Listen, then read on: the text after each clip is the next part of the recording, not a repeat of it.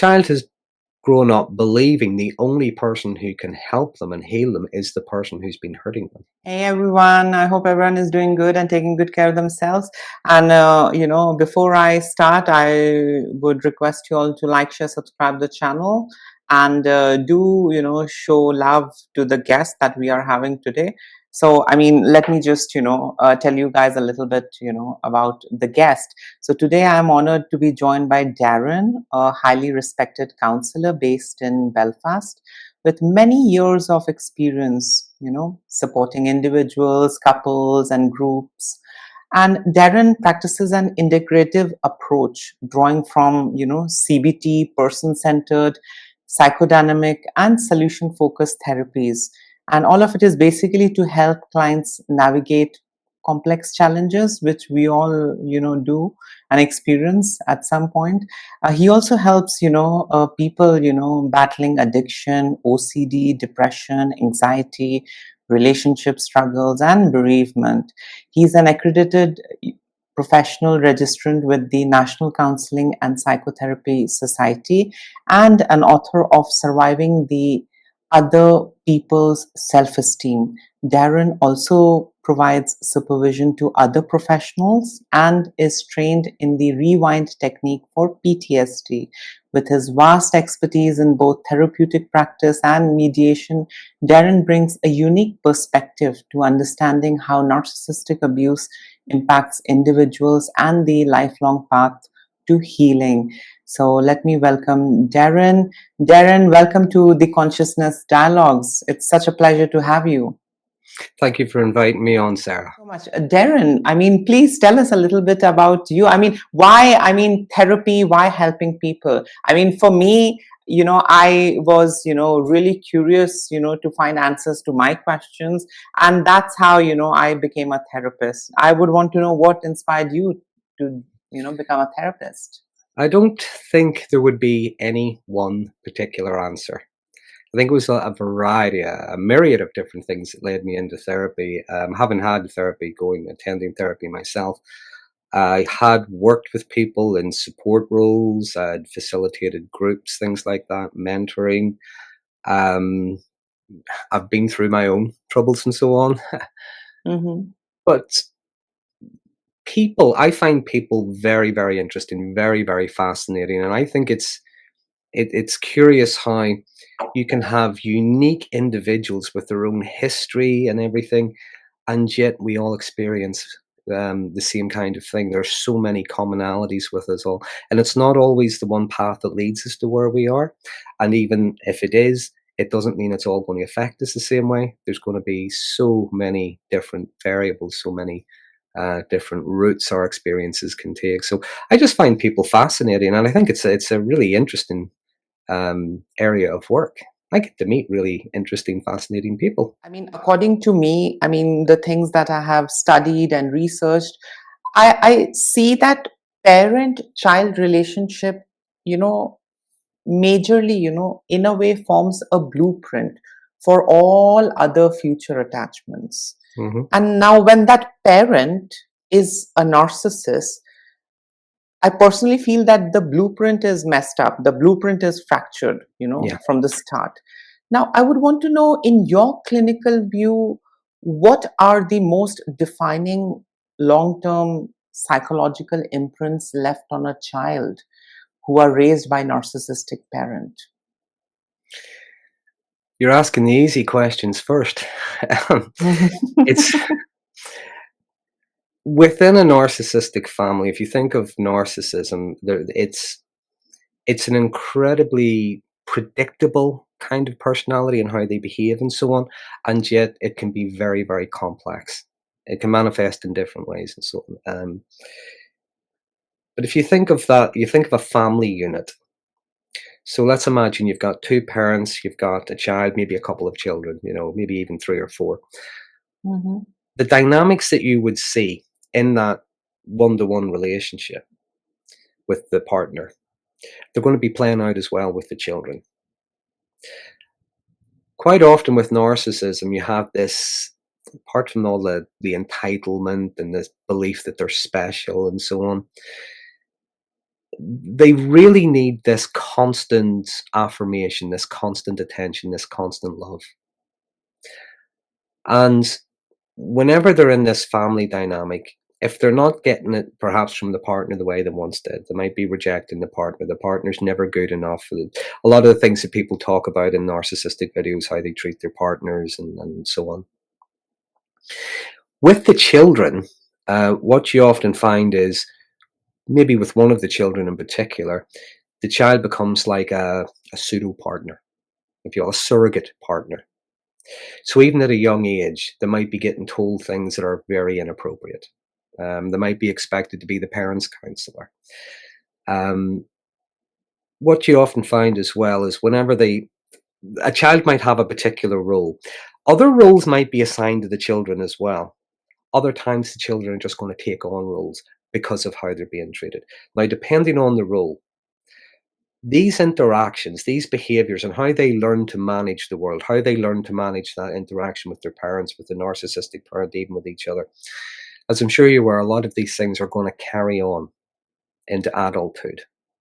So, for instance, you might have had the child who was commonly referred to as the golden child, the child that was separated from the others and was special. So that child might grow up believing that they are special and entitled and so on.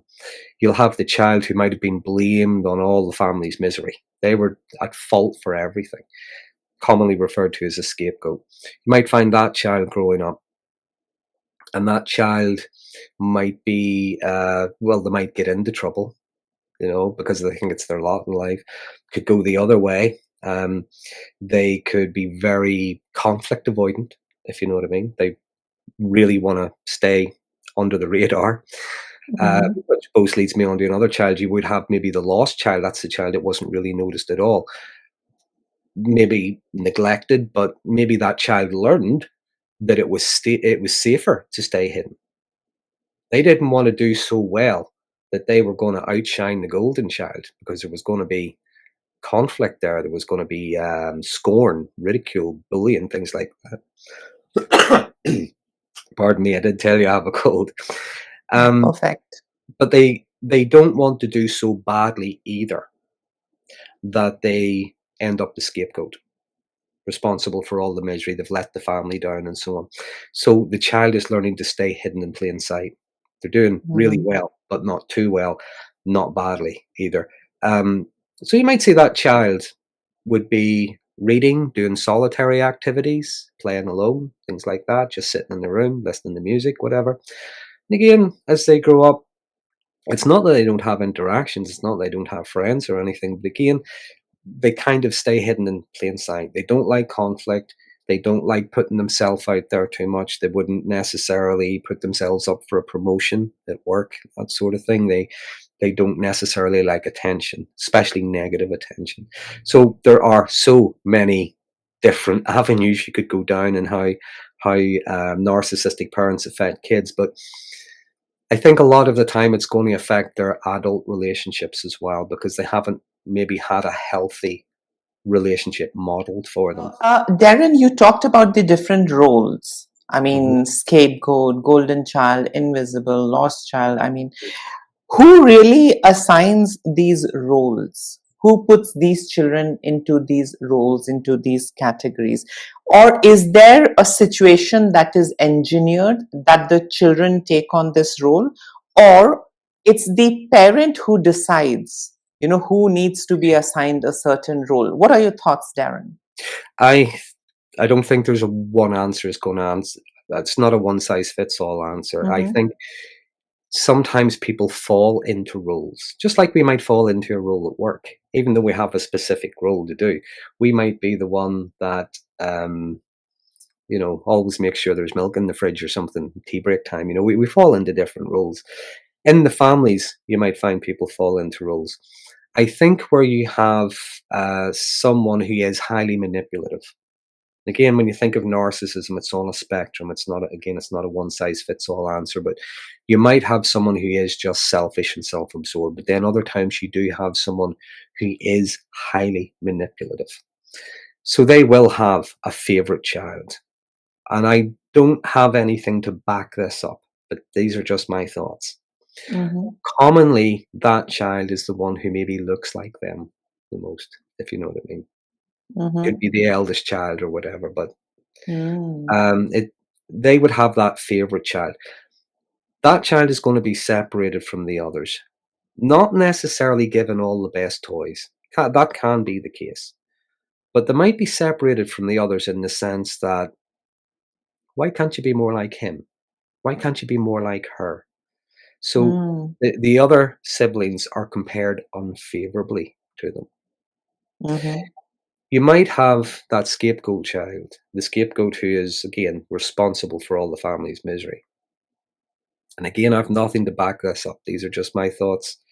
Mhm. Sometimes that can be the child who looks like the other parent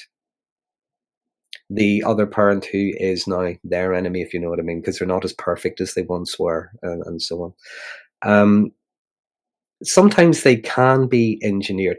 When they are engineered, what I would suggest is what you find is the rules shift and change. So there's like a Mm. competitive kind of environment within the children. So there might be a default setting. Child A is the golden child. Child B is the scapegoat. But Mhm. then child B might do very well at school. And even if it's just like they got 10 out of 10 in the test or they're going to get an award or something, for that brief period, they become the golden child. So it's going to shift and change. Mhm. Other times it's like a default. Sometimes you would have the parent who it doesn't matter what the children do, even if it is the golden child. They don't really take it under their notice. So there's like neglect, if you know what I mean, not paying attention to the child's abilities, the things they're learning, the things they're doing. Maybe unkind humor, criticism whenever they make mistakes or they get it wrong, or even punishment or so on. But it really depends on the parent. As I said, sometimes you just have someone who's so self absorbed they can't really see outside of themselves. So you're really looking at neglect and things like that. Other times you can have someone who is very manipulative. And you will find families, narcissistic families, if that's the case, they work very, very like cults. As much as they want to show a unified front, they do believe very much in divide and conquer. So they don't want everybody being on the same side. They want them scrabbling with each other. They want some kind of Mhm. competitiveness in order to gain their favor. True.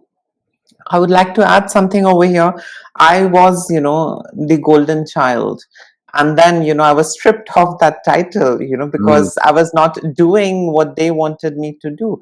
And I could see, right in front of me, my sister, being, mm, assigned the golden child then. And she was starving. She was just hungry, starving for the attention. She was the one yeah, who was neglected, and she was waiting for that right time that I will get the promotion. I mean, almost like an office promotion that we get at workplaces. And when I took a stand for myself, I could see things changing. I could mhm, see her competing, doing extra, going extra mile to yeah. serve them better. And one fine day she was conferred with that title, that now you are the new golden child. And um, I personally have seen, working with other individuals also, there is this change that happens. I mean, it's not that you will die as a golden child. If you, at any point of time, if you prioritize yourself or if your priorities change, you might be stripped of that title. Now, I would want to know, Darren, have you observed such a thing, working with, your clients? Um, Not necessarily with my clients, but in everyday life, I've seen this. Mm-hmm. Yes, Mm-hmm. the golden child's crown is very precarious. It's very dependent. Mm-hmm. Um, how they behave, how they interact, the things they achieve, how the family is viewed through them. Remember, the parent is living vicariously through them. Mm-hmm. That crown is very precarious.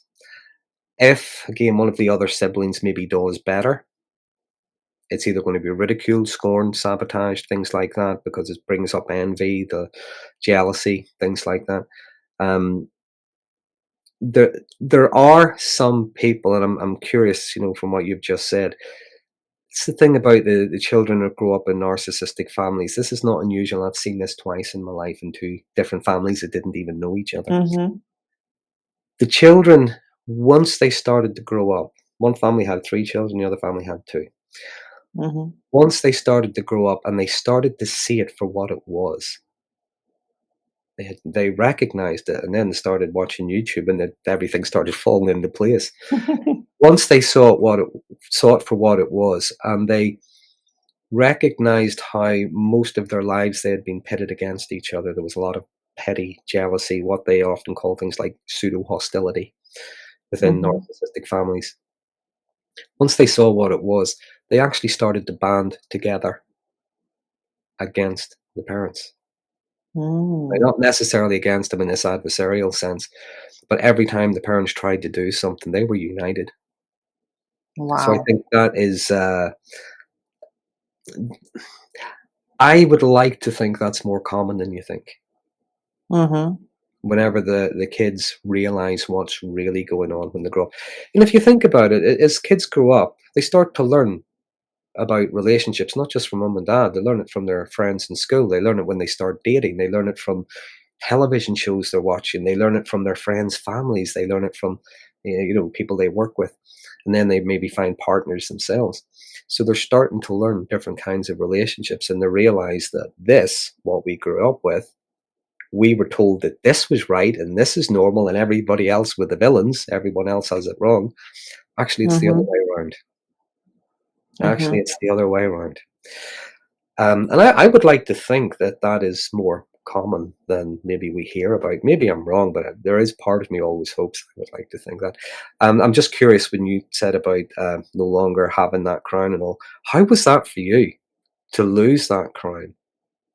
Is it something you were Well, okay with, or is it it was something you it was struggled it was really, yeah. I mean, it was very painful. That, I mean, you're getting all the visibility, and all of a sudden you're just treated like a furniture. I mean, with? no love for you, no attention for you, no special treatment. You are, your needs are catered the last, and the new golden child is the topmost priority. So I mean, it almost felt like being abandoned. I was so important, I was so valuable, and I'm just, a piece of crap lying in the house. I mean, in some Mm. corner. I mean, I felt betrayed. I mean, if That's you know what I mean. and Hmm. that's interesting you use that word abandonment, because that is one of the things that narcissistic people target. And again, whether it's a conscious or an unconscious thing they do, that need we have for approval and accept. I'll start Hmm. that again. That need for approval and acceptance, and when that is withdrawn, held back, deliberately withheld, even that Hmm. triggers something in us, especially a child. That fear of abandonment, that fear of rejection.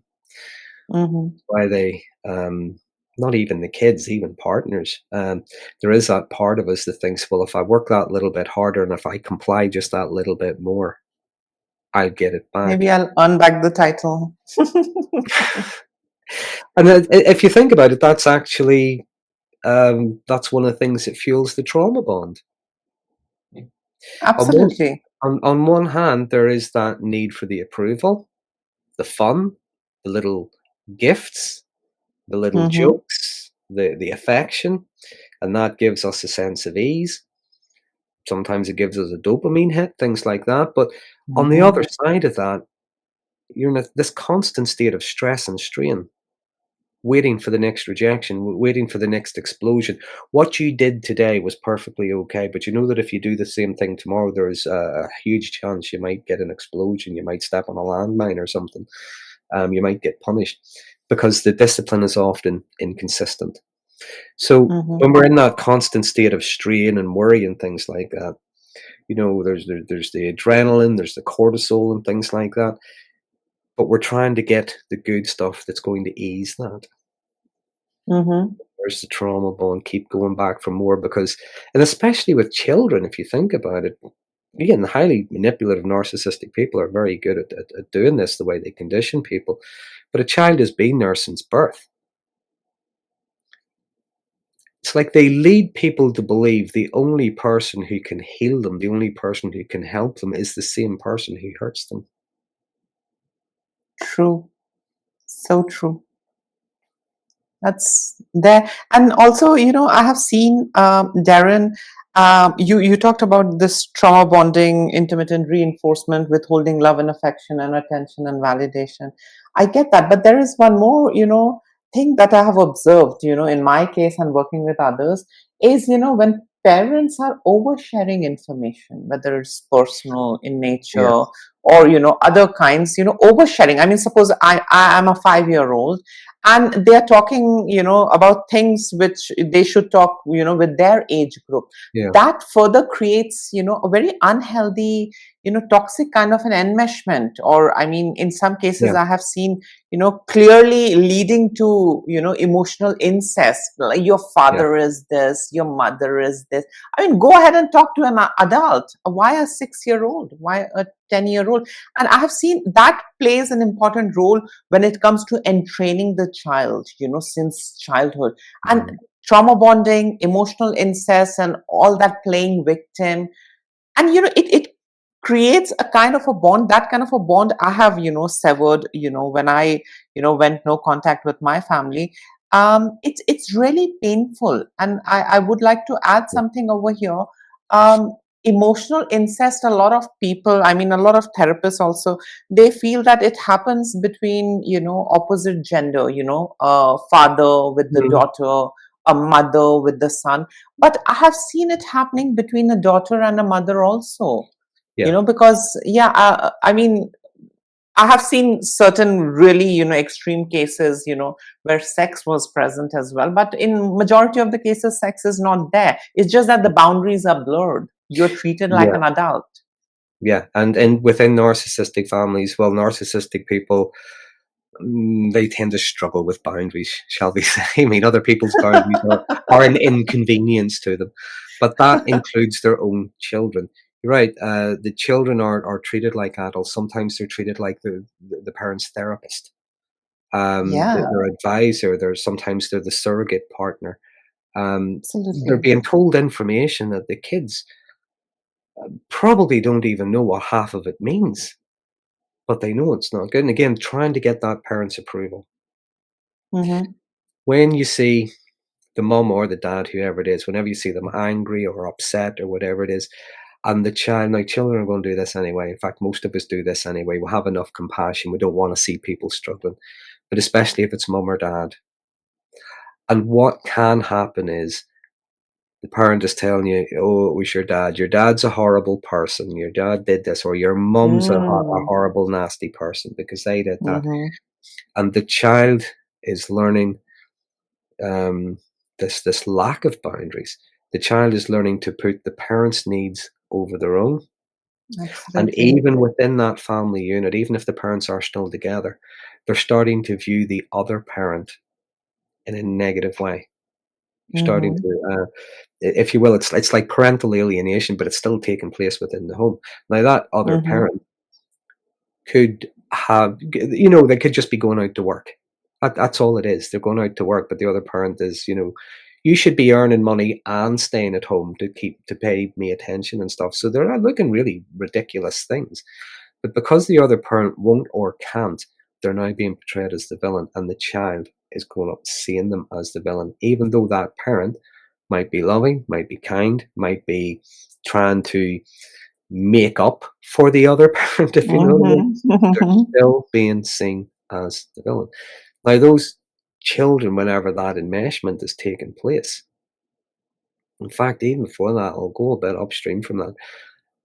Within that family dynamic, things like boundaries, as I said, they're an inconvenience. They're a bad thing. You shouldn't have them because mum knows best or dad knows best or whatever, and Mm-hmm. you shouldn't have secrets and so on. And those children are learning up, are growing up learning to put other people's needs, other people's feelings in front of their own needs, second guessing themselves. Am I being selfish? Am I being wrong for thinking this? Am I doing whatever? So they're putting other people in front of themselves, and that's where we can see a lot of people pleasing behaviors. That's where we can see a lack of assertiveness as well. Mm-hmm. True. And you mentioned about the information. Another thing that's common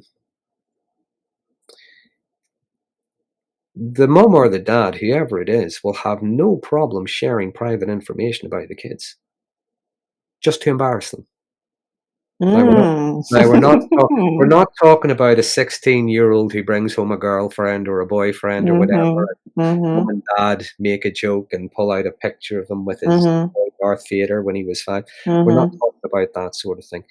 Um, telling strangers, telling their friends, telling all the things they've done wrong, all of the things they've done bad, and discussing right in front of them, discussing the stuff that's Or going on. maybe mocking their And vulnerabilities.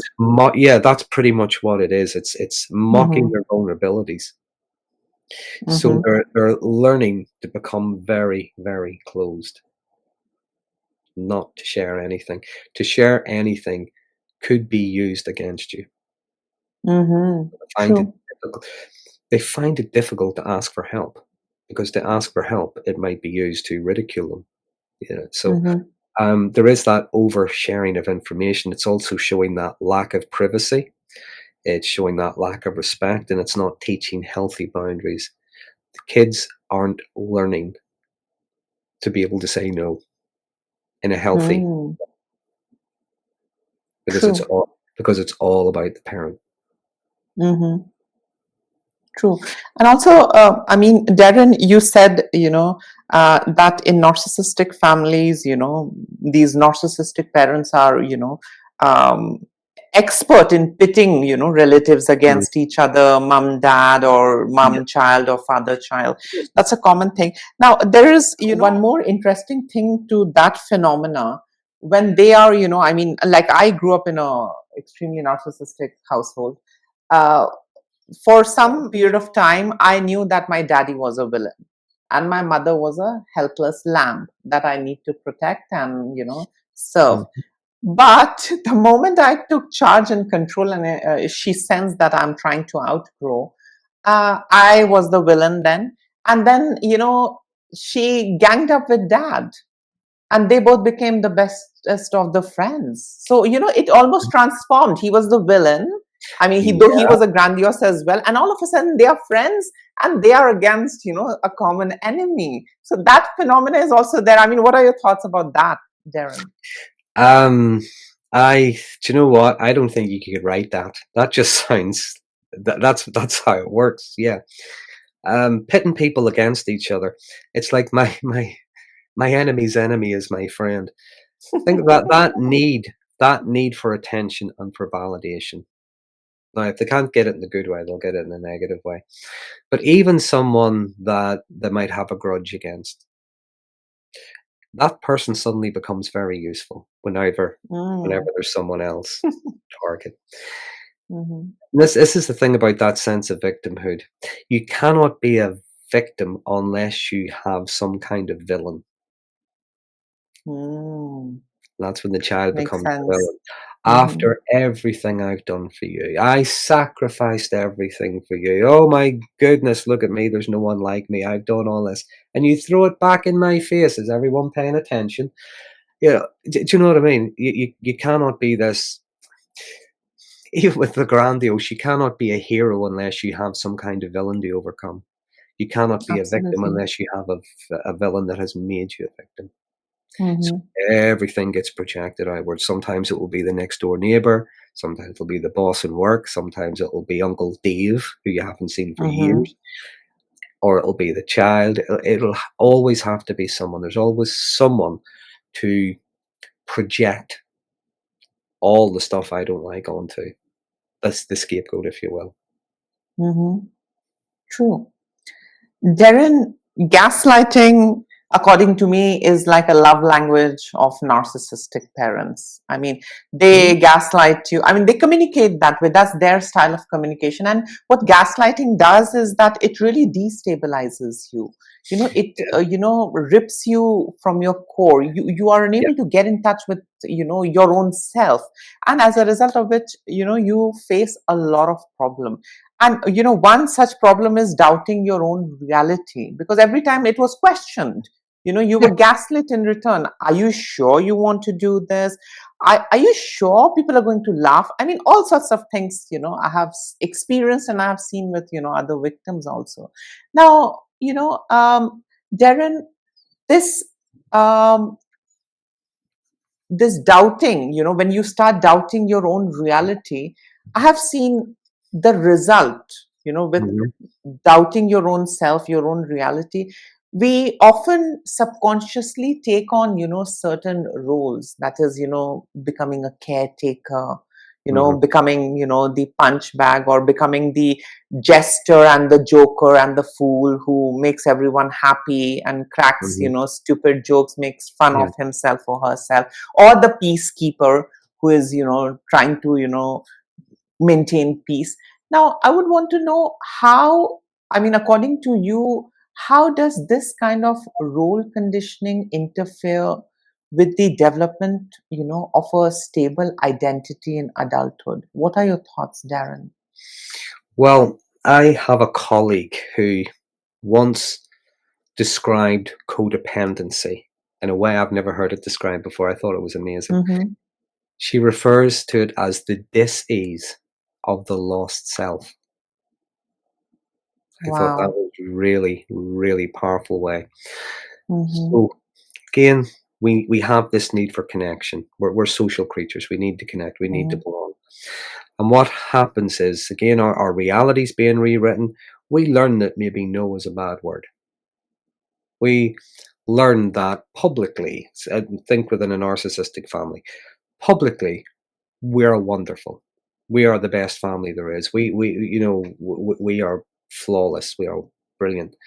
Um, you know, behind closed doors, we know what we're living is a lie. Mm-hmm. And this brings up, sure, where this kind of cognitive dissonance in is. So Yep. we're knowing one thing to be true, but we're having to behave in a certain way. So we're not having a stable sense of reality when no is bad, what was good today is good, but the same thing tomorrow suddenly becomes bad because of that inconsistency. Because Mm-hmm. with that narcissistic parent, with that narcissistic parent, the child is often at the mercy of their whim. It's what is in their head at that moment is what's true and what is fact. So there is no stability, if you will, no stable sense Mm-hmm. of. I think, could be wrong, haven't looked enough into this, but I think that's one of the ways where codependency starts to form. The other person, it's that narcissistic parent needing that parent to give me a stable sense of self. Mm-hmm. When we grow up, when we start to meet other people, again, that codependency is there. I'm okay if you tell me I'm okay. I'll bring out the Mm-hmm. best in you because if I do that, then you'll see the best in me. Because it's very hard to recognize actually I'm okay because I feel okay. I'm doing okay. I haven't done anything wrong. And even if I did, it's not that big a deal. It's only a silly mistake. It's not whatever. But that has been completely kind of twisted where any mistake is catastrophic. Doing anything for yourself is selfish. Saying no is the most horrible, cruel thing you could ever do. So that person is always looking outside of themselves for some kind of stability, needing a lot of reassurance. That's where you're going to find a lot of catastrophic thinking, a lot of predicting the future, mind reading, things like that. If you will, risk assessing behavior, risk Mm-hmm. and trying to avoid Scanning for threats. Mm-hmm. scanning for threats and trying to avoid anything that's going to bring up disapproval. Mm-hmm. True. Darren, you talked about cognitive dissonance, and I mean, thanks to Leon Festinger, for bringing this, thing, to our notice and to the syllabus and to this domain. Um, don't you think? I have personally battled cognitive dissonance, and Mm. I know what it feels like when you are in that state. Darren, from a therapeutic standpoint, what do you think? I mean, do you think cognitive dissonance actually, um, how do I put it? I mean, do you think it complicates the healing process? Because I personally feel it does. It really It messes up can. your healing journey. And if you could tell us, how can we overcome that, and how difficult can cognitive dissonance be to resolve? What are your thoughts, Darren? Well, it's always going to come down to the individual. It's always going to come down to how deeply ingrained something is. It's always there's so many variables. There isn't one answer I could Mm-hmm. give. But with cognitive dissonance, in fact, we were talking earlier. The child has grown up believing the only person who can help them and heal them is the person who's been hurting them. Yep. So there is already a dissonance there. Mm. The child is also, as now an adult, is starting to see other things in other people and on other relationships, and they don't necessarily have to earn positive regard. And if someone disagrees with them, they're not necessarily being rejected. They're still liked. Do you know what I mean? Mm. So we're starting to see other things, and this is again, this can bring up another form of that dissonance. What you might find with the family, they've been led to believe that this sort of person is bad. People that work in that kind of place are bad, and people that say this kind of thing are bad. But they're starting to see other things. They're learning new experiences now. It depends on the person how open are they to these new experiences and these new relationships. Even being treated decently, the person in the shop serving you your coffee is nice and friendly. You're being treated like a decent human being. If we're not paying attention to those little things that we're not having to earn, it's just common decency and respect and things like that. If we're not paying attention to those little things, we're not really going to learn. We're not really going to grow. It's like the part of our brain is maybe going to reject it. But when we do start to pay attention to those little things, yes, that is going to bring up a dissonance in the sense that the things that we learned are the things that we were led to believe. That's the way I like to put it. Things we were led to believe are not necessarily true. And this is the thing about our beliefs. All our beliefs, doesn't matter what the belief is, Mm-hmm. they're either fact or feeling. Mm-hmm. Now, if there's a third one, please share it with me. But to my best of my knowledge, they're either fact or feeling. And that doesn't Absolutely. mean one's better than the other. Doesn't mean one's Mm-hmm. better than the other. Sometimes those feelings may be based on facts that are no longer true. They might have been true at one point. For instance, you have to be in bed by 8:30. Okay, but you're not 10 years old anymore. Do you know what I mean? You're not a child anymore. You Mm. go to bed anytime you want. Mm. Sometimes they may be based on things that were true at one point, but not necessarily relevant to this situation. For instance, I best not assert myself. This person's far too powerful, or this person's going to reject me. This person's going to hurt me. This person is not in an argument with you. This person could just be asking your opinion because they value your opinion. They're not trying to catch you out like maybe mum or dad did with those gotcha moments. Mhm. Sometimes they are things that we were led to believe, but they were never true at all. So when we start to look at those beliefs and we start to examine them, we start to look at evidence for or against. I think we can give ourselves permission to be mistaken, to be wrong. We can give ourselves permission to take little, small, calculated risks in small, safe, little, measured ways to try something new. And some people, it might be a long process. It might be a long period of time. For some people, it's going to be a lot quicker. It might be an afternoon. But what can help is recognizing how they've maybe ended up there in the first place. A little bit of education. Again, that could be going to therapy, that could be watching videos on family dynamics and things like that. Having an understanding about the dynamic, but also learning about themselves. This is where therapy is really useful. Learn about themselves, learn about the how and why we react to things, learn about our responses to things, our automatic responses. Sometimes we call them trauma responses, and they can Mm. be, but they're not always a trauma response, they are a learned response. It's like a Mhm. cue, a social cue. This is what I do whenever this happens. So we learn about those kind of things. We also start to explore differences. Start to explore exceptions, the times when it's not always like that, the times when it wasn't always like that, the situations where we maybe were brave, maybe the times when we did take a risk, didn't work out the way we hoped, but it wasn't the apocalypse we expected. It was more like a limp indoor firework, it wasn't that big a deal. So we start to look at those. And then lastly, and there's a fellow YouTuber, guy called Jay Reed. I love how he phrases this. When we start to do that, then what we do is we start to learn to live in defiance. We start to Mm. defy those rules, those things that we're hardwired into, that no is a bad word. Other people are much more important. We are weak and powerless. We're selfish. We're whatever.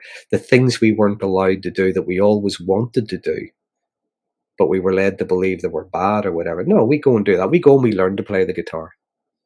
We go and we learn to play the drums. We read that book that we were told was going to, pollute our mind with bad ideas. We watch those movies that we were told were just rubbish. No, we start to live in defiance, and each and every time we do that, the dissonance is going to be there. But I think what you find is when we're paying attention, the distress starts to decrease. Mm. We start to become more resilient. We start to become a bit more courageous. We start to become a bit more confident, have a bit more faith in ourselves. We pay attention to the people that are treating us decently. We pay attention to the decent people who are fine with our no. Mhm. We start to pay a bit more attention to ourselves. That True. sounds very, very broad, but there is no one way. I'm just being very general with some of the things that Mhm. can. Absolutely. Darren, we know trauma echoes across generation, often Mhm. unconsciously. I would want to know, what are your thoughts? I mean, how do the unhealed wounds of a narcissistic parent get transmitted into the survivor's own parenting, relationships, or even career choices? What are your thoughts? Well, again, it's the thing about narcissism. There's this debate: is it nature, or is it nurture? Mm, It's probably above my pay grade to give you a definitive answer, but I do believe that it's a bit of both. I do believe mhm, it's a bit of both. You might have a child who has the same genetic components or whatever it would be called, so they're maybe going to grow up to be narcissistic as well. It might manifest differently. You might have had a very covert parent, vulnerable parent, but the child grows up to mm, be very grandiose, but maybe in an altruistic way. They'll mm, get their narcissistic supply through being the most generous, amazing person on the face of the planet. They're so selfless, they're wonderful. Behind closed doors, they're an absolute monster, but publicly, they're amazing. Or it might go the other way. They might have had a very grandiose parent. They might grow up to be covert. mm, They learned to get what they needed by being a bit more under the radar. Whereas the grandiose narcissist kind of turns up with a fanfare. They'll tell you to your face how amazing they are. The covert narcissist, they might grow up like that, and that's more, the grandiosity is still there, but it's more internalized, and you get a lot of low mood, anxiety, depression, because no one is seeing how amazing and special they are. So mm, it can happen that way if it's genetic and learned. Sometimes that is gonna manifest then on into their parenting. They're gonna, like we all learn from our parents in some way or another. mhm, It just carries on for another generation, unless the cycle mhm. stops, unless they become aware and they do a bit of work on themselves, maybe. True. That being said, the children who do grow up, and I gave you the example of those two families where the children have united. They're very supportive to each other. They keep an eye on each other, and every time the parents contact them to do a bit of manipulation, no, they're straight on the phone to each other, contact like, okay, this is what we're doing. This is what they're saying this time. How are we best going to manage this? As a group. So you can have that, and what you might find is With some kids that were in narcissistic families, as they grow up, what they want is for their children to be better than they were. They want the children not just to have a better upbringing than they have, but they want them to be better people than they were when they were young, given what they had to go through, given what they um, were raised in, the environment that they were raised in. They want them to be strong. They want them to have a sense of pride in themselves. They want them to be good, decent people. They want them to have compassion and empathy for other people, but with boundaries. And they want them to be assertive. They want them to be ambitious. Again, True. it's never a one size fits all. It's very hard to Mhm. drill down I in. totally understand your standpoint. Um, Darren, I mean, now there's something about triggers that I want to know your views on. I mean, I have observed even decades later, survivors can be triggered Mm. by a certain tone of voice, a kind of a dismissive glance, or subtle invalidation. I mean, it's triggering. I have seen them, literally, like a machine gun. They are charging up and they are ready to explode and shoot. I would want to know, Darren, from your experience, why do these micro triggers cut so deeply? And what does that tell us about the nervous system of someone who's been raised by a narcissist? Well, that's the thing about trauma. The trauma isn't necessarily the event itself.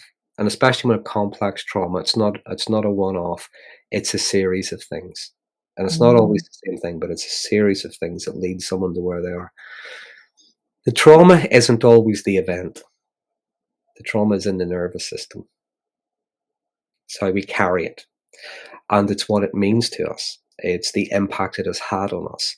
Now, if something is very deeply ingrained, it went on for a long time, we were raised in that environment or whatever, or maybe it was a long term 5, 10, 20-year relationship, it can be very, very deeply ingrained. Now, each and every time we're triggered, the trigger is something external and it's a sensory thing: sight, sound, touch, smell, that sort of thing. It's something sensory. So we see something, we hear something, we taste something, smell something, whatever, and there's something that happens in us. What that brings up is an emotional reminder. Now, even if we don't remember a specific incident, we certainly do remember how it felt. And that's what's triggered the emotional memory. And what we often do is we might find ourselves doing what we did back then. We're scanning for not just danger, but escape route as well at the same time. What happens when we are triggered? There's part of us, that part of our brain that's hardwired to look for danger. It's like yesterday's threat is present today. mhm. Yesterday's situation is present today, or I'm right back there, whatever, but one way or another. And that's when we react the way we do. Now, there are different ways to get through this.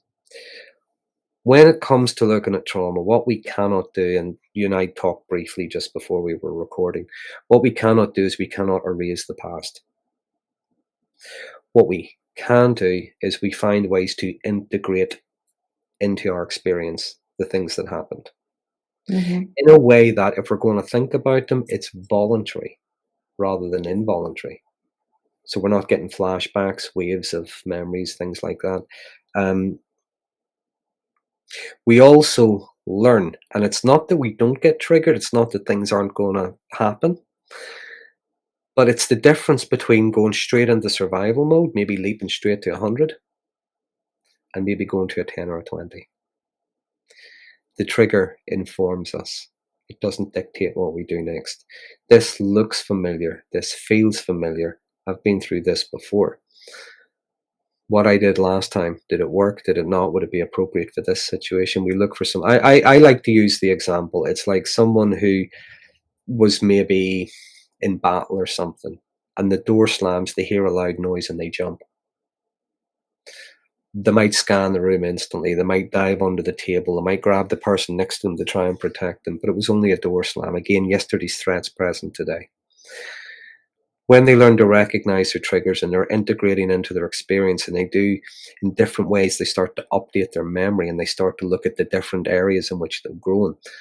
Um, the next time the door slams, they will jump, but they'll recognize everybody jumped. It was just an unexpected noise. It was a normal reaction. It Mm-hmm. wasn't. Do you know what I mean? So it's going to a 10 or a 20 rather than going straight to 100 and believing we're right back in that situation. So somebody sees the look on that person's face, or they hear that tone of voice, they recognize and they know what it brings up in them. But they've updated their memory. They realize they're maybe not 8 years old anymore. They're an adult. They're an autonomous adult. They have every bit as much power as the person in front of them. They're not more powerful, they're not less powerful, they both have the same, and they can interact as adults. They can be assertive, they don't have to be aggressive. They can accept, maybe I was wrong this time, this person is right, they've just lost their temper because I was being stubborn. They can do that without feeling as if they've backed down yet again. Mm-hmm. They're just, if you will, they're taking more control over themselves. Now, again, that can be a very long process, depending on what it was, depending on how deeply ingrained it is, and depending on that person's own, I suppose, their own experiences as much as their support network and everything around them. There's so many variables, but it is something. It is possible, and it is something that a lot of people work on in therapy. True.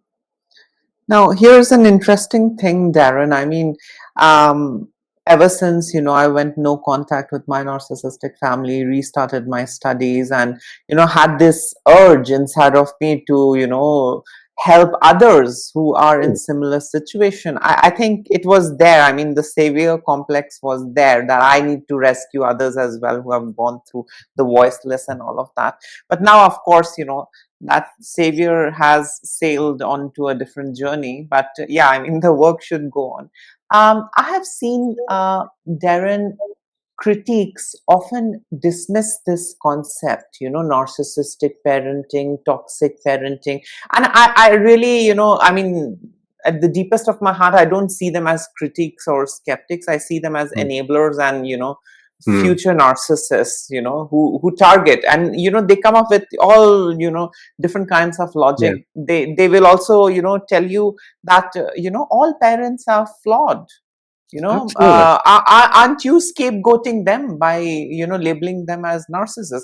Now, here's the question, Darren, from a diagnostic and therapeutic lens. I mean, whatever years of experience you have, working with other individuals and helping them, how, according to you, we can differentiate, between ordinary parental imperfections and the entrenched pathology of narcissistic parenting?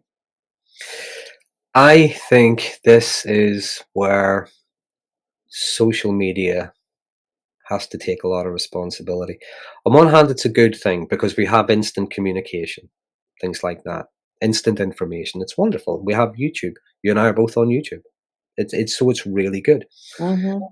But then there is the other side of that where the word narcissist, it refers to someone who doesn't agree with you.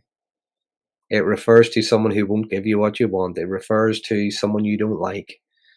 Do you know what I mean? Rather than using it in its true clinical sense. Now, what I would say is it doesn't matter whether it's narcissism or not, because sometimes you could be dealing with someone, they're very rigid, okay? Stick to the rules, they're very rigid. That's not narcissism, that's maybe obsessive compulsive personality. Do you know what I mean? Um, Mm, you really look for the long term repeated patterns of behavior. Parents are not perfect. Parents get it wrong because we forget that our parents had parents and those parents got them wrong too. Okay? None of us are perfect. There is no right way of doing things. The difference is most people tend to learn and they tend to grow. mm, And they mhm. tend to, even if it's not easy for us, we will take responsibility and we will apologize. Even to our kids, we will apologize because we got it wrong. We blamed them thinking it was they that did this, and turns out it wasn't. With narcissism, you wouldn't get that. With narcissism, you see that sense of entitlement, you will see that self-righteousness, you will see that bizarre ability they think they have to be able to read minds and predict the Mm. future. They know everybody else's motives, everybody is out to get them. Within this family unit, there's very much a them and us kind of environment is kind of encouraged.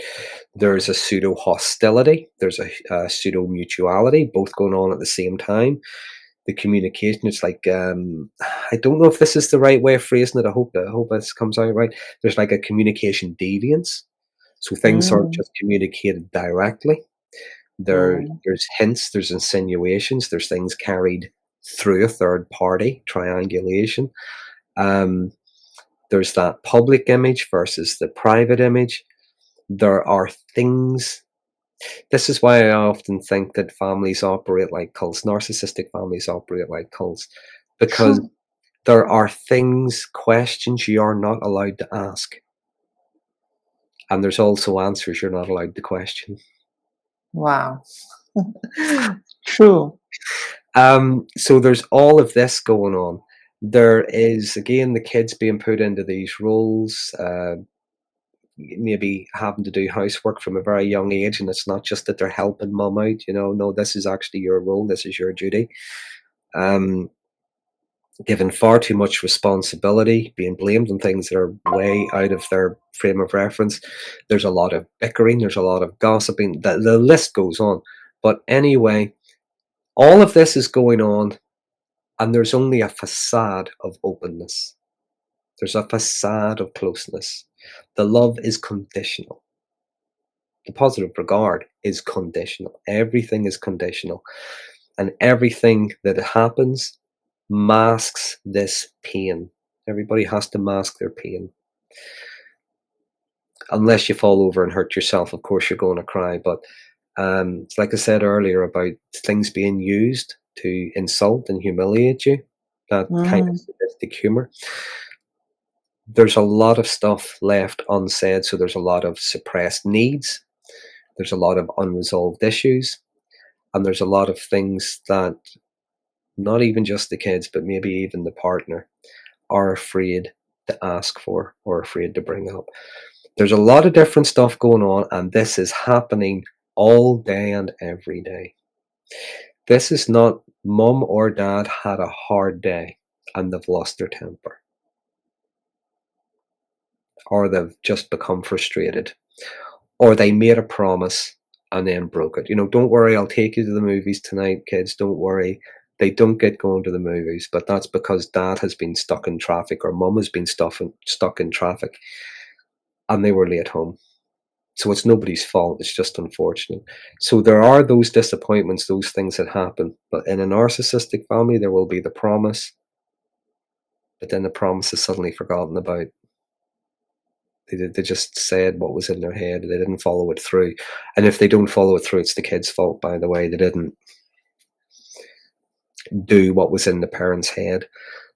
There's a lot of that stuff going on. In the ordinary families, as I say, there's going to be a lot of mistakes, but the parents tend to learn from it. They might even apologize. They might even make up to the kids. Whereas with the narcissistic family, rather than the hug, the kiss, the apology, and maybe a surprise treat or whatever, it's either ignored. If you don't talk about it, it's not there. And don't bring it up. True. I would like to add a couple of things over here. Sure. In healthy family, I have seen. I mean, I had a lot of friends. I have a lot of friends now also, and there is this equal reciprocity. Hmm. Everyone is talking, everyone is reciprocating. Okay, I can disagree, but at least we can sit on a table and talk about things. Yeah. I mean, it's okay. We are happy with differences, but we are a family. But in narcissistic family, it's almost like a cult. There is a god that is this narcissist, and he has laid out 10 commandments that you need to follow. And if you, God forbid, if you, fail I, to follow those commandments, yeah. you are doomed. I call them, depending whether it's the mum or dad, what you're looking at the head of the narcissistic family is either a matriarch or a patriarch. And the Yeah, term I use is the grand worshipful master, or good she who must one. she who must be obeyed. Mm, true. And one more thing, that I have observed is that, you are all the time confused in narcissistic family. Yeah. You don't know who you are. You on the inside, you know that you are XYZ, but on the outside, you will almost feel that you have a role to play. And if you Mm, step out of the role, boom, everything is gone. You don't have a father, you don't have a mother, you don't have a sibling. There is a lot to lose when you are choosing yourself in a narcissistic family. There yeah. is a lot of things that you would be losing, whether it's inheritance, your relationship with the sibling. I mean, it operates like a cult. And the most important thing is that none of your mistakes will be pardoned or forgiven. You will be punished. Narcissism is one of those a trait of narcissism that's not often talked about, but I believe is common throughout the whole spectrum, is narcissistic people have a very long memory. In Mm, spite of their what has been described as toxic amnesia, where they forget the mm, bad things they do, I mm, have met people throughout my life, I've met people who were in their 50s and their 60s, and they would still be talking about something somebody said to them when they were at school, or something somebody said mm, to them when they were in their 20s, or something that mhm, somebody said to them back in the 80s or back in the 90s. And they are still holding on to that, still waiting for the day when they get their comeback, when they get to say that very thing that's going to put that person in their place. Very, very mm. long memory. That wound stays with them for a very long time. And a lot of the time it's so petty. You wouldn't well, I would hazard a guess. Even the people I'm thinking about, see if they met that person. The person probably doesn't even remember them. Hmm. Probably person True. probably doesn't even know who they are. You are right. I have observed that, and I think that usage of that kind of a memory helps them to justify their action and abusive response. They're Yeah, waiting for the right time to just jump on you, pounce on you, and hurt you, and then they will justify. I mean, they have everything, yeah. every detail recorded, that this date, this time, from this hour to this hour, witching hour, you were being toxic, you did this, you violated, you did this and that. So I think they are good in record keeping. And that record keeping manifests as, I mean, in Asia I have seen, as giving payback reminder to the children also. In a lot of families I have seen that it's a very common thing, that Mm, whatever they have bought a pencil box for you, they have bought a book for you, they have bought a candy for you, whatever. They keep a record of everything. My father had the receipts of everything that he had spent on me from the time mm, I was born, the hospital thing, everything. And he had maintained a file, he had maintained files, the money he had spent on me, the money he had spent on my sister, on his wife. And he used to literally show us those files if ever we used to mess up with the marks. I mean, the environment in the house was, as it is, horrible, unpredictable. mm. I mean, how do you expect a kid to perform well in the school if you are fighting every day, if you are Yeah. giving payback reminder, I've spent so much on you. I don't think healthy parents do that. They keep a record of it. And in a way, growing up, I literally felt indebted, that I need to get this, debt off my shoulder. I need Maybe to that pay back. maybe that was the point of it. Mm, Yeah. true. True. You have to be grateful. Yeah. I'll tell you a story. This is a true story. Mm-hmm. It's a friend of mine. If you Mm-hmm. remember, I think back in the 1990s, do you remember the Power Rangers? Mm-hmm. Yeah, yeah, yeah. Common. It's thankfully I was too old for it by then. I wasn't watching it, but Uh-huh. I knew I this used guy. to. Mm-hmm. Well, I'm older than you, that's why. But I knew a guy who was a huge Power Rangers fan, Wow. and he had the little toys and things, and he watched it every Saturday morning. I think it's somebody a huge Power Rangers fan, And there was this thing happened in the town where I live, Belfast. I think there were the Power Rangers were going to be appearing at this thing. Now, you know as well as I do, it was probably 4 or 5 people just wearing the outfits, and they're just gonna Like a turn up. Comic Con? Something like that. I think they were Uh-huh. at the opening of a shop or something. They were doing something. Oh. But anyway, Mhm. they were just gonna be there, wave and get pictures taken, sign a few autographs. And this is back in the Mhm. 90s, like. My friend had wanted to go. Desperately, Mhm. desperately, desperately wanted to go. He was excited, he was climbing the walls, he was so excited. On the day they were going, they got into the town, and of course there was a crowd, there was a queue. And the mum said, "Oh, I'm not queuing up. I'm not queuing up for that. I'm not queuing." And he started to get very upset, and she lost her temper. And she actually Oh, shouted at the wow. dad. He told me, shouted at the dad, "Just take him home. Get him out of my sight. Take Mhm. him," which is what the dad did. Mhm. Then he told me that later on he's sitting in his room, staring into space, crying his heart out. He was stunned by what had happened. The mum turned up afterwards and gave him this piece of paper with 5 names on it and says, "I queued up and got those autographs for you." And for the rest of her days, she would every now and again remind him how good of her it was to get the Power Rangers autographs for him. Oh god. Every time she did it, he says, every time she did it, I'm not thinking about how good she was. I am thinking about her angry reaction and screaming to get me out of her sight to take her home. That's my memory of that day, and yet her memory is completely different. I'm supposed to be grateful. He says, for all I know, she lifted a bit of paper and did it herself. I wouldn't know. So true. That's the nature of, again, with narcissism, that memory. You have to be eternally grateful.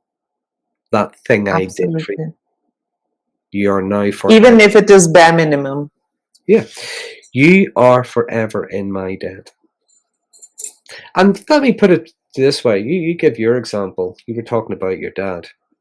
Mm. How many parents get a pat on the back and told, "Well done, you fed and clothed your kids"? I mean, that sounds to me like that's his job, really. Absolutely. you know, Absolutely. I mean, it's parents' job. I mean, if I choose to have a child, I don't need to run around with the list of things I've done for him or her. I mean, Mm, no. I just do the best I can, and then I say, please learn to fly. Let me work for my retirement. That's it. I'm yeah, there. You have my back, but please now go and explore and do whatever you want in your life. That's it. That's my role as a parent. yeah. But these parents are, I don't know, they're different level.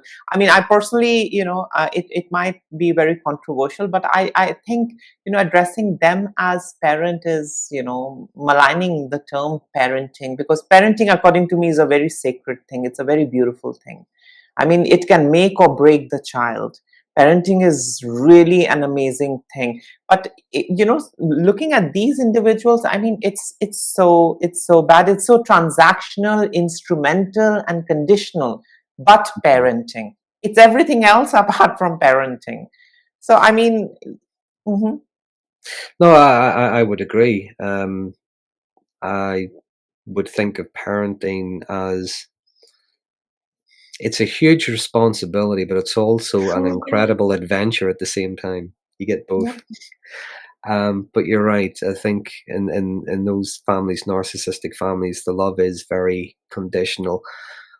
A lot of things are very transactional as well. The children are like an extension of the parent in some cases. Mhm. They're living vicariously through them. Now, we're all proud of our kids. We love it when they bring home an egg box that painted green and sellotape the straw to it, and we're going, "Isn't that wonderful?" We're very proud of it and the little things they do. Mm. Um, with a narcissistic parent, they'll say, "Oh, isn't that wonderful?" But the child would bring it home and present it. They'll look at it and go, "Right, okay," and then lift the remote control and watch the TV. There's nothing. A lot of the time with narcissism, I think because it's transactional, it's what's in it for them. It's what they get out of it. Absolutely. It's all about the supply. I mean, Mm, as long as you're resourceful, as long as I can harvest supply out of you, good. But mhm. if I see that, there is less chances and you're unable to give me, I will have to discard you. Either I do it directly or I make you feel as if you're not needed and wanted, and then you take a leave, and then I stage it as if you have just run away. I did so much and you just abandoned us, rather than me making you feel a certain way and leaving. So I mean, they're smart people. I have to give that. Narcissistic individuals are Some smart. definitely are. I mean, it's not that they're when you say smart, I would think it's not just you're talking intelligence. Sometimes we're talking emotional intelligence as well. I Absolutely. because I think it's incredible. You could meet someone who they could, design a time machine. They know about, dimensional engineering. They could rewrite the laws of physics, quantum mechanics. Yeah. They're incredibly intelligent people. Yeah. Yes. Emotionally, it's like talking to maybe an 8-year-old. A nefarious 8-year-old. Yeah, yeah, a very self-absorbed, very entitled 8-year-old who's just been told, "No, you're not allowed that."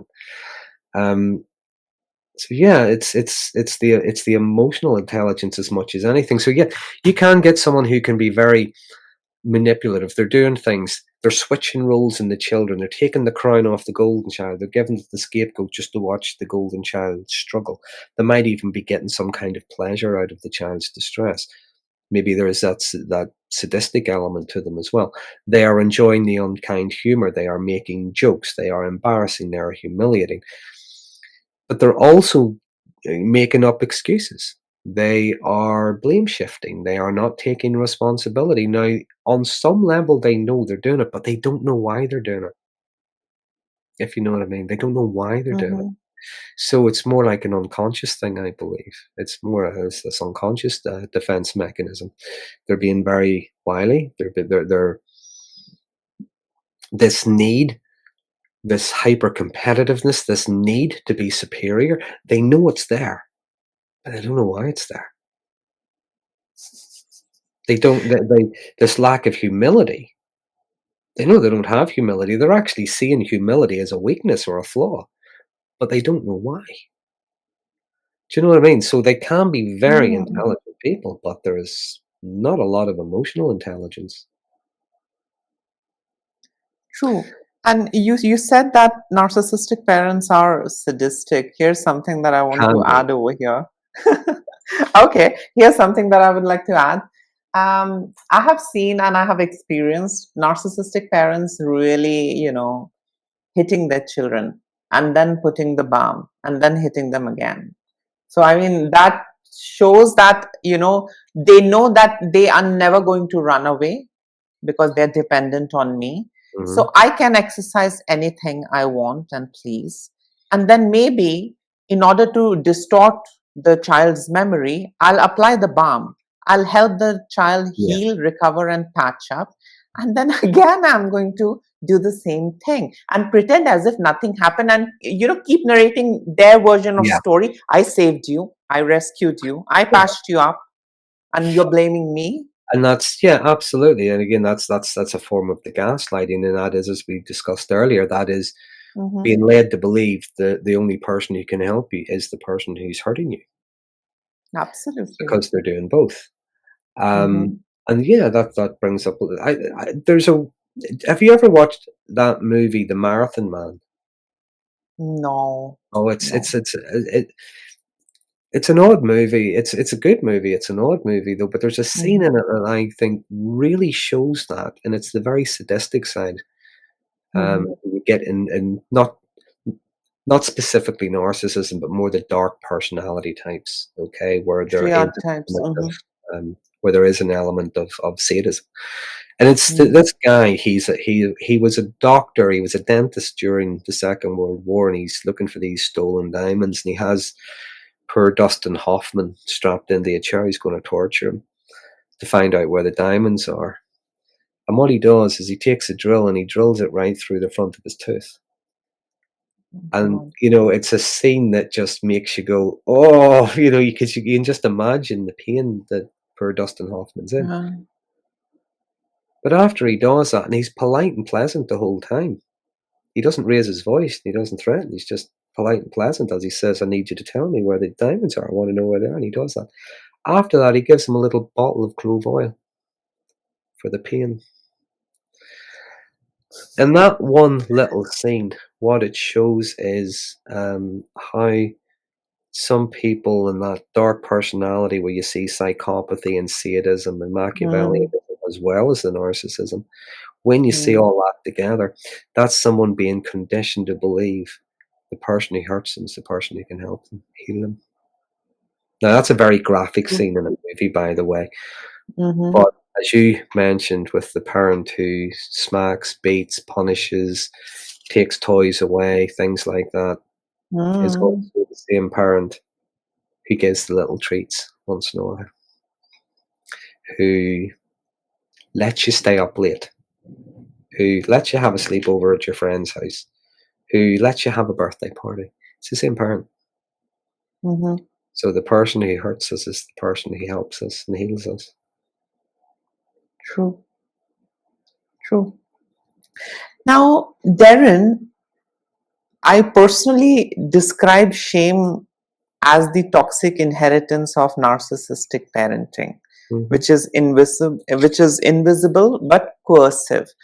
I would want to know what, according to you, I mean, why does shame become such a central and enduring legacy? And how does it show up in, you know, a survivor's relationships and self narrative? What are your thoughts? I think when we look at what shame is and we define what we mean by shame, because we're going to feel different degrees of shame. Embarrassment. We feel embarrassed when, we trip on the curb and the pavement. We feel a bit embarrassed. People saw us. Shame is something different. It's a lot more intense. It's a lot deeper than that. And sometimes it's hard to differentiate between shame and guilt.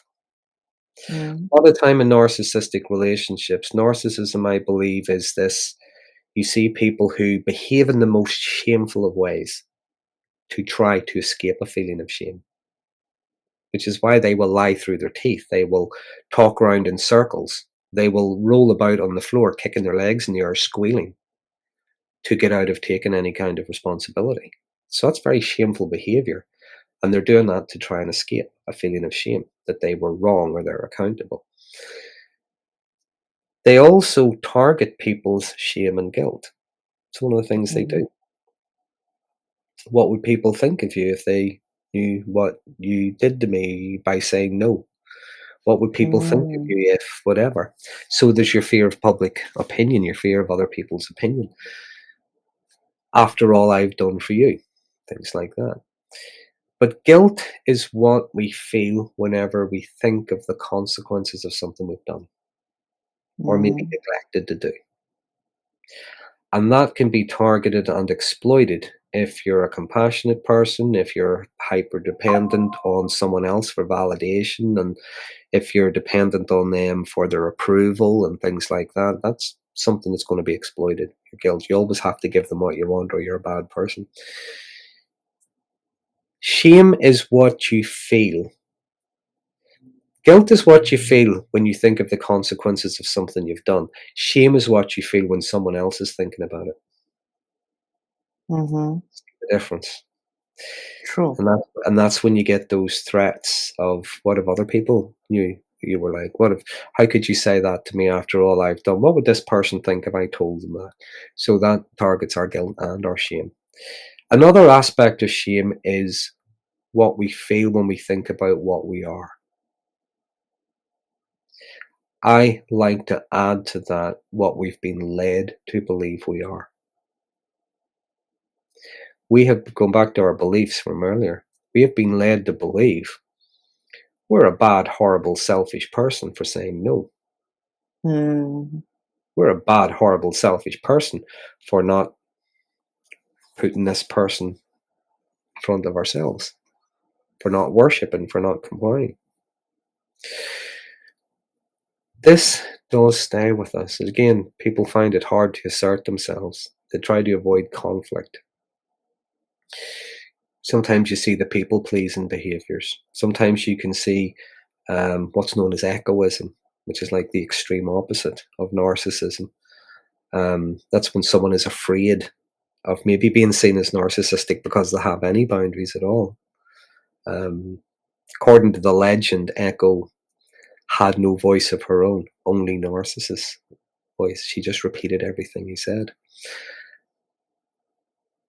I think shame, like all of the things that we don't like, all those feelings we don't like, we understand why we don't like it and what it brings up. And what we can do is we can use it to regulate our behavior. It doesn't have to be toxic. It doesn't have to be a bad thing. It stops us maybe doing bad things and doing stupid things. But it doesn't have to hold us back. And if that shame is what we're thinking about what we are, and that's bringing up shame in us, remember what I said, what we were led to believe we are, which is very different. True. A lot of I time, don't know if. Mhm. no, sorry, go ahead. Yeah, I mean, I just wanted to add a little bit over here. I don't know if you are aware of Friedrich Nietzsche's work, "Thus Spake Zarathustra." I mean, it's an amazing, work.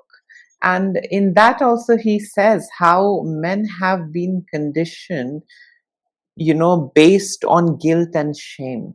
Hmm. And, their inability to say no, and why it shapes the morality.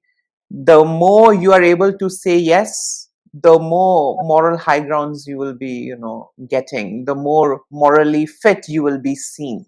And the more no you say, the more you are under the radar of scrutiny. I mean, being Hmm. scrutinized by religion or moral value or some Hmm. ethic and all of that.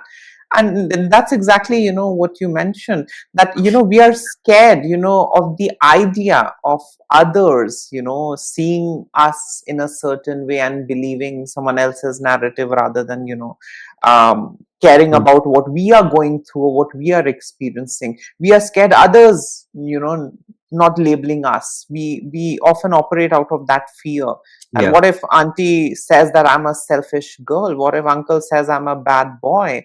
I don't want that. I want to be Mm. seen as good. So yeah, I think that is also something which these narcissistic parents, toxic parents, they exploit. They Yeah. scare us, They. and that's how. Yeah. Sorry, I didn't mean to interrupt. I was just going to say that No, no. Please continue. Please continue. Yeah. narcissistic people tend to leverage the things that are important to you. Yeah. Whatever that is, by the way, it could even be your personal property, but it's maybe things like your reputation. Yeah. It's things like public opinion.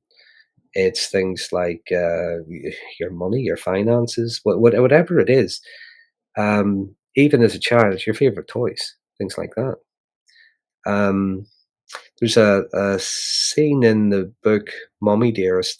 There's part of the book where Christina Crawford. Are you familiar with the book? It's the story of Yes. Joan Crawford. Well, Yes. yeah, Yes. Christina Crawford, the daughter. She had this favorite doll or something like that. This wonderful little doll. As all children do. They have a favorite toy, and Mm-hmm. Joan Crawford made her give it to charity. Oh God. So she Mm. gets to look really good and altruistic giving stuff to charity. She gets to look really good and altruistic, teaching her children to give to charity. She also gets to slap her daughter in the face by making her part with her favorite toy. So they will always leverage things that are important to you, and that is going to be, you could boil that down to things like your reputation. So there's often True. threats. That's why I said the most common threat I think you'll hear from any narcissistic person is always going to boil down to, I want to tell people what you're really like. Mm. Or what if I rang your work and told them what if you rang my work, I mean, they'd probably think you're crazy, but go ahead, float your boat, buddy, whatever you want. But they think if I If people hear these things about you, you're going to feel really bad. So they're playing on your fear of rejection and disapproval because they have seen that you struggle with their rejection and disapproval. So they can ramp that up a scale publicly. Now, something I often say to people, I've said this on my channel many times. If a narcissistic person threatens that they're going to tell people what you really like, reframe that in your own head. What they're really saying is, I'm either going to tell people about the things I blame you for. So all of a sudden it sounds different, doesn't it? Yeah. I'm either going to tell people about the things I blame you for, or I can't get you to do what I want, so I'm going to make something up to embarrass you. True. So true. Yeah. Now, Darren, here's a very, provocative question that I, want to ask you. Now, this is difficult but necessary, and we all know not every survivor will fully transcend their origins. Now, I would want to know, Darren, do you believe some people never completely heal from narcissistic parents? If so, what does functional recovery look like versus idealized healing? Again, it's going to be different for everybody. The question I would ask is, what does healing look like? What does it mean? And everyone's going to give you different answers. Some people will say things like, I want to, if it was something not necessarily a family upbringing, but it could be a relationship, I want to go back to the way I was beforehand. Okay. Well, what we cannot do is we cannot rewrite the past, cannot change history. And that's the same with the family. So you can't go back to where you were because it was there your whole life. It's like I said earlier, it's about integrating things into our experience where it doesn't, I wouldn't say it doesn't bother us, but it doesn't have the impact on us. It doesn't have the control over us. It's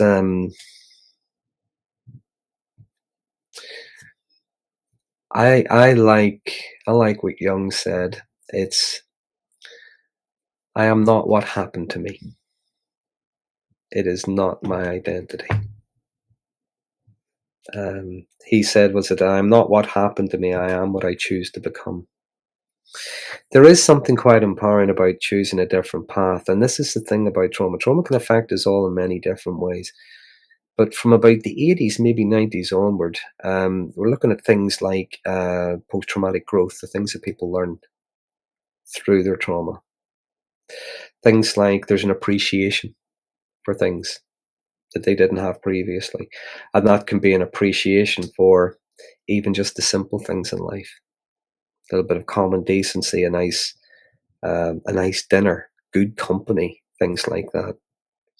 There can be a personal strength. People can learn to become assertive without being aggressive and abusive. The person that raised them or the person they were with got what they wanted by being manipulative and by being abusive, by being coercive. And there is a strength in that person where they have made this conscious decision not to be like that. Like I said earlier, there can be that conscious decision. I will raise my children differently. I will raise my children better because I want my children to be better than I was, to have a better life than I had. Okay, so there can be that kind of strength. There's there can be an openness, and this is something that often comes with therapy and so on. There's an openness to new experiences. I want to learn new things. Going back to, I mentioned earlier on, that YouTuber Jay Reid, you live in defiance. You have the kind of friends that mom and dad disapproved of. You listen to the music that they said was rubbish. You stay up Mm. whatever time you want. You don't have to go to bed at 8:30. You learn to play that musical instrument. You read those books. You watch that movie. There's an openness. You can give yourself permission to try new things and give yourself permission to change your mind if you don't like it. True.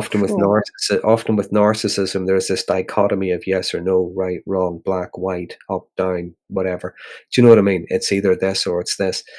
Um, People who have experienced trauma, whenever they develop this openness, no, it's not a dichotomy. It's not black or white. It's a whole spectrum. It's a whole wonderful world of possibility and opportunity.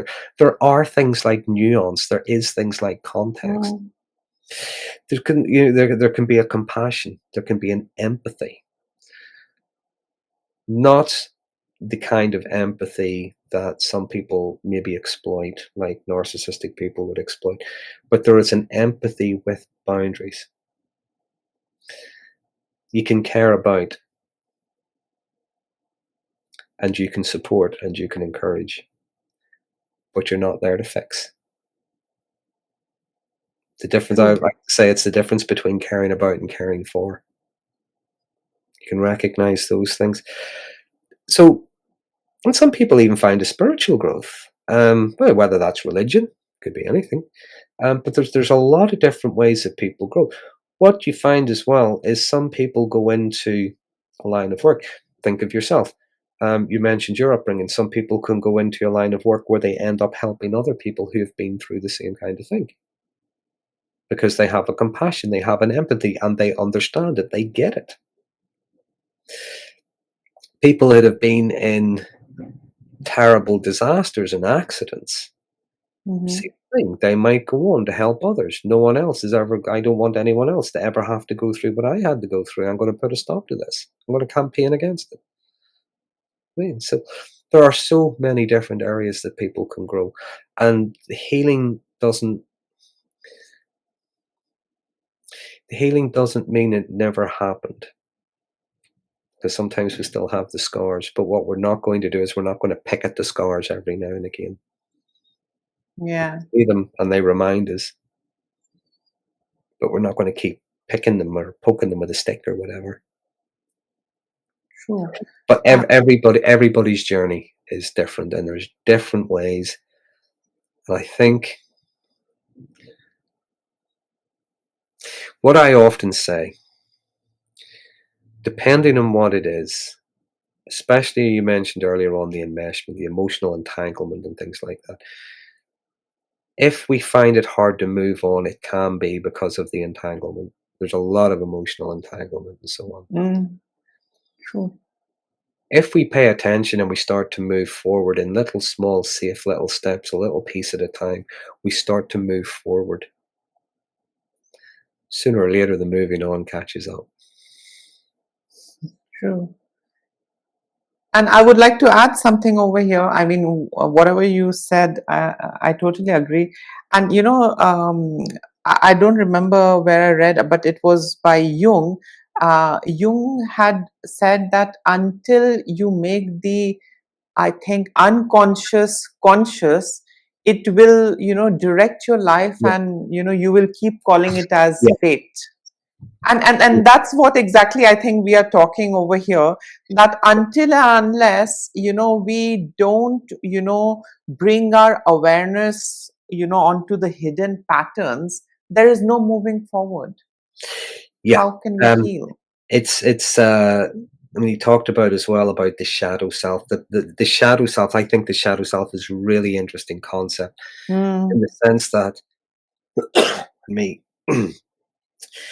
in our shadow are all the parts of us that are unacceptable. They're not just unacceptable to us, they're unacceptable to other people. Now, we think it's all the bad stuff, and some of it is, okay? But some of that stuff is stuff we've been led to believe is bad. And when we start to, you say, make the unconscious conscious, we start to mm, integrate those parts of our shadow self into ourselves. We start to own them. This is the difference with narcissistic people. Remember, they are flawless, they are perfect. And I don't yes. I don't think I have ever met a narcissistic person yet who hasn't said to me, "I am self-aware." Of course you are. But narcissistic people don't believe they have a shadow self. That's an alien concept to them. When we integrate those parts into us, the bits that we don't like, the part, we're capable of lying. We don't like doing it, but we are capable of it. We can be greedy. We can eat the whole cake and hope that no one notices, you know. But there are other parts of us that we were led to believe was bad. For instance, saying no is bad, so that gets pushed into our shadow. Mm. When we start to reel these things back in and we start to pay attention to them, we can bring them out. We use them when we need to. We're in control of them. They're not in control of us. You say we'll just keep on calling it fate. No, we're taking more control over it. We can say no in a healthy way. I always like to say to people, no is a complete sentence. Mm-hmm. True. Um, when you start to integrate those parts into yourself and you're aware of the things you can be capable of, which doesn't mean you're going to do them, by the way. And it doesn't mean you're going to turn into a mad, crazy Hannibal Lecter. That's not what I'm suggesting. But you're aware of you can be greedy. You choose not to be. You can be selfish. You choose not to be. You might be selfish in this situation, but that's not really selfish. That's more self-interest. And that's a completely different thing. So when we do that, we have a lot more control. Now, the poor old narcissist over here is still running around in circles in their head because they don't have a shadow self. They're already perfect and flawless. And they do not like this new version of you that is saying things like no, that is saying things like, oh, I don't know, well, what if I tell people about you and why would you do that? What would be the point of that? What would you get out of that? We are responding, we're not reacting. True. And whenever we, at some point, recognize the difference between caring and caring about, yeah, if they want help, we'll do it, but we're not doing it for them. True. Darren, I personally feel healing is a painful process. Oh, yeah. It's not easy that, I book a session with Darren or Sarah or XYZ, and they're going to give a pill, red pill and blue pill. I need to choose, and boom, I'm a new person. I don't think so. It happens that way. And, this reminds me again, of Jung, where Jung says that there is no coming to, consciousness without pain. So I think Yeah. healing itself is so, I really don't want to use the F word, but it's so painful. It is It not can be. easy. It can Yeah. be. And it can bring up a lot of things. And is it even that shame that you talked about? It can bring up a Yep. shame. Some people can feel a shame over the things that happened to them. You know what I mean? Yes. Even if they were innocent victims at the time, even if they just happened to be there can be a lot of different ways of looking at it, and it can be a very, very difficult process to see it, as it was, to deconstruct that narrative that was given to you is probably a way, and to set your own narrative on it, an objective narrative, the truth. There's so many, so many things can be hurtful. Also, to recognize as well, as I said, the person who was hurting you is the person who was supposed to love you. Yeah. True. Darren, according to you, what are, the best framework or modality when it comes to, trying to heal and recover from, narcissistic abuse, especially, abuse by narcissistic parents? I personally feel, psychoanalytical approach, Hmm. a little CBT does the work for me. And I personally, do take help of, somatic, work also, Mm, and breath work. That also helps. This is my recipe, when it comes yeah. to helping the survivors, and of course, patching myself up as well, because there is, no healing for others until unless I don't keep working on my own self, and I don't think I can fully be healed. And others also need to keep working. What are your thoughts? What are the best ways, to heal? I um I work from an integrative approach, so I wouldn't say there is a best way. I think Mhm. again, everybody's different. Some people are going to benefit from cognitive behavioral therapy. Some people might want to go more in depth and do some psychoanalytical work. Some people might want to do maybe some dialectical behavioral therapy. DBT. Mhm. I like to think that I'm pragmatic enough to work collaboratively with whatever the person needs, whatever they think. Um, what I do think is very useful is to use a person-centered approach to help build the relationship. Because, as Rogers often said, it's within the relationship that most of the work is done. This person needs to feel safe and comfortable to be able to talk about things that are very unsafe and uncomfortable. Okay, so a lot of uh, Mm. use use that to help build a relationship and rapport. Cognitive behavioral therapy can be useful. There are some useful little techniques there. Psychodynamic work is very, very useful as well. Person gets to learn about themselves as much, their relationship with themselves as well as their relationship with the outside world. I find I'm in recent years I'm really liking the work of DeShazer and Insu Kim in solution focused work. I really like the concept of, as much as when we're in therapy, it is often about looking at difficulties and deficits and things like that. I like the idea of exploring the exceptions and exploring strengths and preferred scenarios and things like that. I think I find a lot of people find that very helpful. Um, it's a way of helping empower people as well. It's coming up with their own solutions and stuff. So I wouldn't say it's a one size fits all. I wouldn't say there's any one particular one is better than others. You could be talking to um, you could be talking to a person-centered therapist, and they'll tell you their approach is the best. You could be talking to a psychodynamic therapist; they're going to tell you their approach is best. Um, I tend to be pragmatic. Whatever works, whatever the person needs, and as long as I can help them with it, then. True. These days, even I'm exploring IFS framework, and Mhm. it's like very interesting. I mean, I think Mr. Schwartz, who's developed this IFS, internal family system. Yeah, that's what it is. And it talks about different parts of you, the Mhm. firefighters in you, the managers, the Mm. unattached burdens. So I mean, it's a very new way to look at things.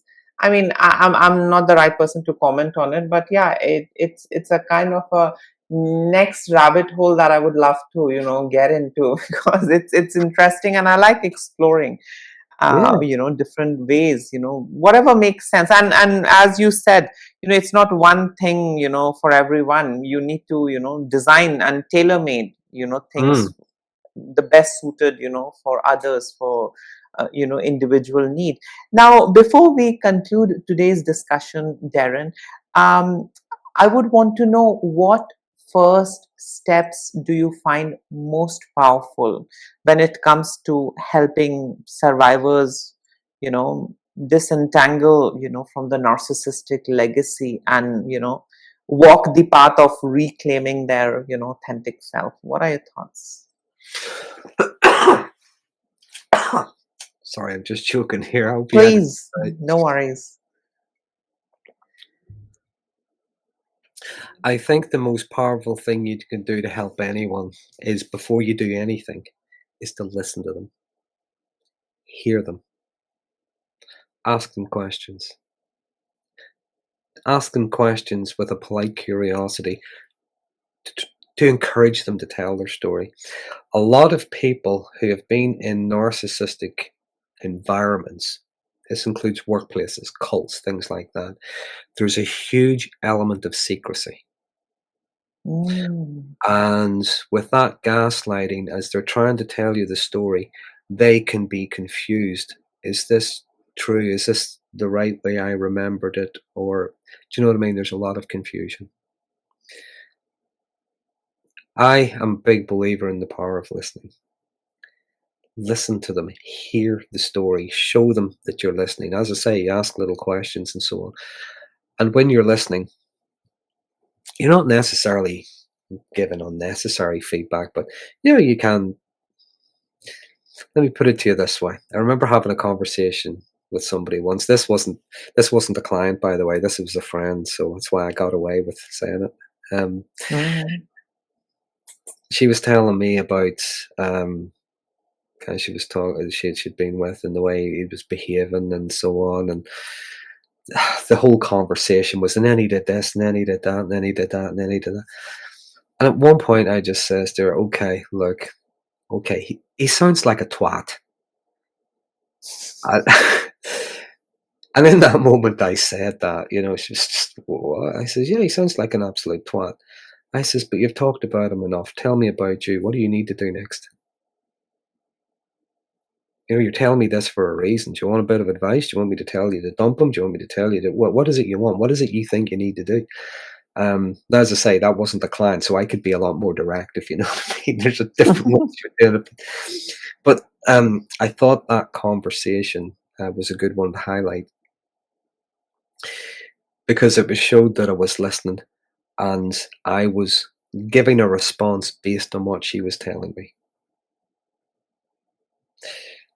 Sometimes when you're telling somebody a story and you're telling them about something like narcissistic abuse, you might be telling them a specific incident.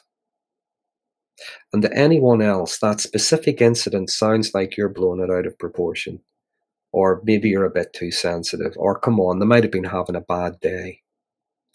And this is very devaluing and hurtful to people who have had this kind of behavior for years. And what they don't realize, even with its best of intention, they're actually enabling the narcissistic person to get away with it. And Oh, they're telling true. them, they are telling that victim that there's maybe something wrong with them for talking about it. Just like the narcissistic person implanted in their head, not to be talking about Mm. it publicly. And again, they'll say things like, "Well, they're not like that around me. I've never seen them like that." Yeah, yeah, but you don't live with Wow. them. And as I say, even if it's with the best will in the world, even if they're just Mhm. trying to keep out of whatever it is, that is the last thing you want to tell someone. So when that person, to begin their path to healing, when they're telling you their story, listen to them. Don't jump in with, "Yeah, he sounds like a twat." Don't do that immediately. Um, listen to them. Allow them to tell their story. Show a curiosity. Show a concern. Ask questions, even if it's just for clarity, or even if it's just to continue, or to encourage them to continue. And you're doing it without judging them. You're doing it without telling them they're wrong. You're doing it without telling them, could there be another perspective here? No, you're not doing that. You're giving them that space to talk. I think that's the first thing, is to listen. People do not get, I think, the power of listening. True. Um, I think what you have just said is true. And we all need to give them a safe space where they can open up without the fear of being judged Mm, and no scrutiny. And I can just speak my heart out and I won't be labeled and I won't be gaslit in return. I get that. That's there. I mean, I totally agree to that. Darren, what should be the first step of these survivors? What should they do if they want to embark on their healing journey, if they want to recover from narcissistic abuse? I mean, this is a very great suggestion that you have given. I mean, we all should practice that, mm, give lots of empathy, be respectful, hear them out. That's it. That's what mm, they are not getting. So give them that. I yeah. get that. But what do, suppose, I mean, I am the victim. What do I need to do first? Get someone who can listen to me, or what do I need to do? Or get rid of the narcissist? What do you think? Go back to your initial question. What should someone do? A word I never use, certainly not in therapy, a word I never use is should. Now, some shoulds are a given, but I generally try not to use the word should. Mhm. What I say to people, if you are in that situation, if you are in an environment, I you ask yourself, there's something's clearly not working. Something's clearly hurting. Otherwise, you wouldn't be thinking about this. Otherwise, you wouldn't be watching conversations like this. You wouldn't be listening to podcasts. You wouldn't be watching YouTube. So you get a sense there's something wrong. And it is our default to sometimes think, what should I do? What should I do? Mhm. Question to ask yourself is, what do you need to do? Ask yourself, what can you do? Ask yourself, how do you do it? Also, if you find yourself you've been isolated, you've no friends, you haven't had contact with your family or whatever for whatever reason, um, it can be very difficult, the thought of reaching out and asking for help. I'd say do it anyway. Take the risk. Talk to someone. Talk to a counselor, a mental health professional. Talk to someone. Tell them. Tell them what's going on. You don't have to use words like narcissist. You don't have to do that. Just tell them about your experience, how life is for you at the minute, what's going on for you, what is it you're struggling with. Sure. But the first thing is, as I say, to seek some kind of help and support, whatever that looks like. But get some kind of help or support. Counseling's a good place to start, I think. True. So thank you so much, Darren. It was such a wonderful conversation, and I'm looking forward to have you again for some other Oh, interesting absolutely. topic, and we can chat and we can share, thoughts. So thank you so much, Darren, for joining in today. No problem. Thank you for having me on. I enjoyed our conversation. Same here. Thank you.